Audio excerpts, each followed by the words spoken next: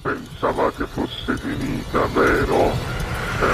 No, il sogno continua. Sognando con voi, Otto Frizza. Dopo di noi, game over. E voglio anche salutare alla nuova arrivata, diciamo così, la truccatrice e visagista Sabrina Manco.